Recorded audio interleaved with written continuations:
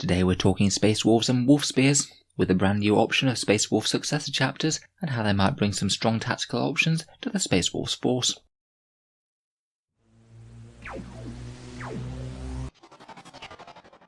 Hello and welcome back to Auspex Tactics, the strategy focused 40k channel, where we're all about getting the most out of our miniatures on the tabletop. So throughout the course of 8th edition and before, it was never possible to field Space Wolves with Successor chapters, as they never traditionally used to have them in the background. Times appear to have changed though, with the advent of Primaris Marines. They now have gained some, and perhaps the most well known of which are the Wolfspear, who are famed for merciless pack hunting tactics, striking at the foe from many different directions, severing supply lines before savagely moving in for the main kill.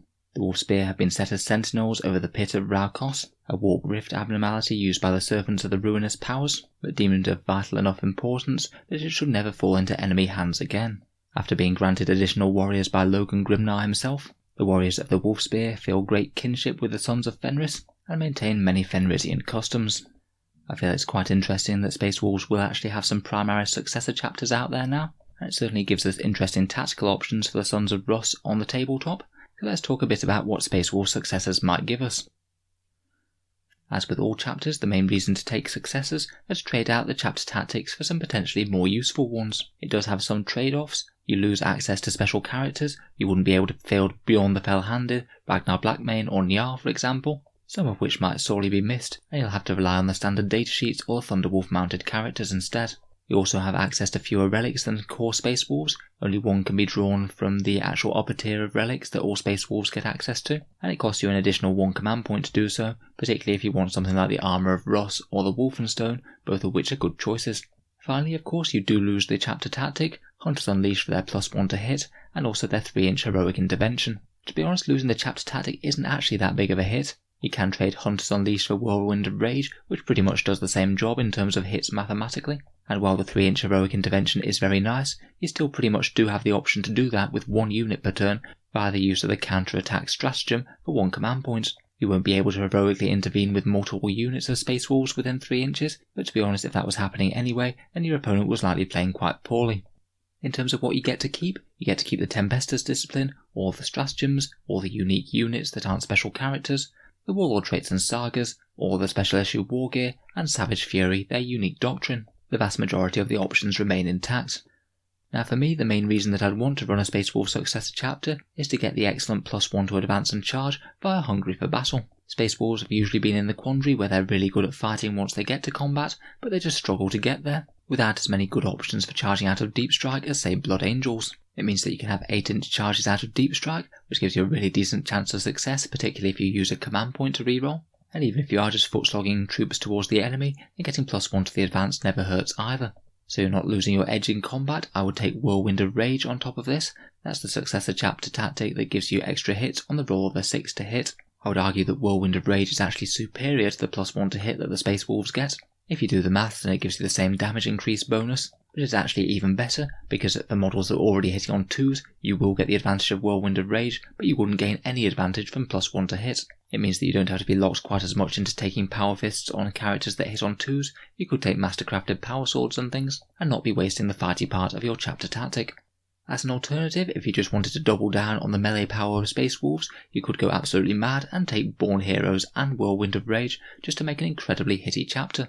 Born Heroes does give you that +1 to hit on the charge, and Whirlwind of Rage gives you exploding hits on 6s, so you're basically getting 2 different ways to amp up your damage output.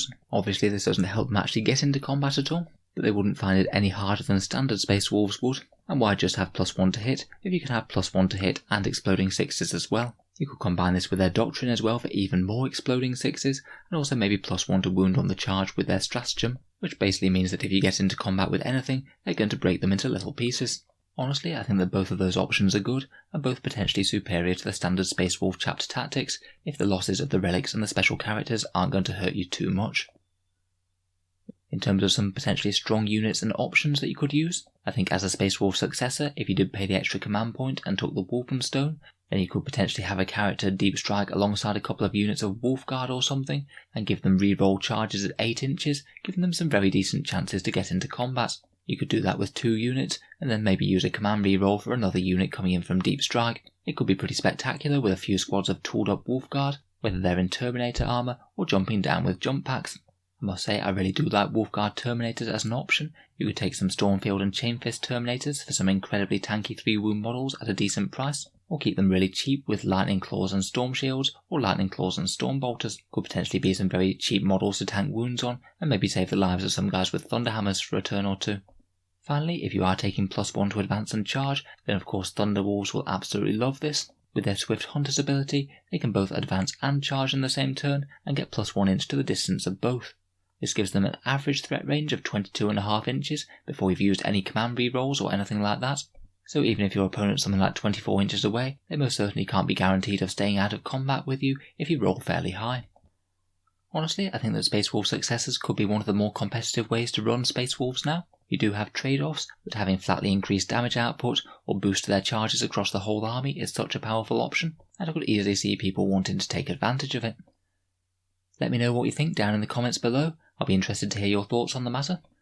Feel free to subscribe to Auspex Tactics if you'd like to see more like this. I'm hoping to do a review of Thunderwolves in the near future, just because I've got so much better in the new edition. Finally, if you have been enjoying my videos on the channel, I'd just like to mention that I do have a Patreon page which you can find down in the video description. All of these videos do take a fair amount of time to make, so if you are watching regularly, then any support is massively appreciated. Channel Patreons get to see a new video early each week, there's regular votes to see what sort of things come next on the channel, and you also get automatic entry into the channel's monthly prize giveaway with a chance to win some really big model kits. If any of that sounds good to you, or you'd just like to help support the channel, then the link is down in the video description below, so feel free to check it out. In any case, a massive thank you for listening, and I'll hope to see you guys next time.